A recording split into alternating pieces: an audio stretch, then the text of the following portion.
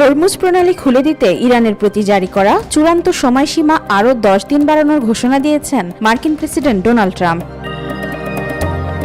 ইরানের সঙ্গে আলোচনায় অগ্রগতি হচ্ছে এমন দাবি জানিয়ে বৃহস্পতিবার নিজের এই সিদ্ধান্তের কথা জানান তিনি। ট্রাম্প তার সামাজিক যোগাযোগ মাধ্যম ট্রুথ সোশ্যালে লেখেন, ইরান সরকারের অনুরোধে জ্বালানি স্থাপনা ধ্বংসের সময়সীমা 10 দিনের জন্য স্থগিত করেছি।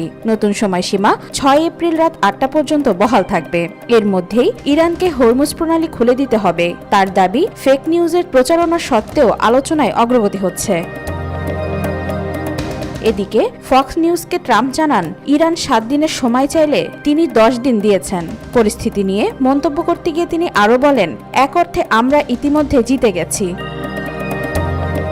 প্রসঙ্গত, হরমুজ প্রণালীকে কেন্দ্র করে যুক্তরাষ্ট্র, ইরান, ইসরায়েলের ত্রিমুখী উত্তেজনা এখন চরমে পৌঁছেছে এবং পরিস্থিতি কোন দিকে গড়ায় তা নিয়ে সারা বিশ্বে উদ্বেগ বাড়ছে। ওয়াহিদা পারভিন, ঈশিতা, আজকাল।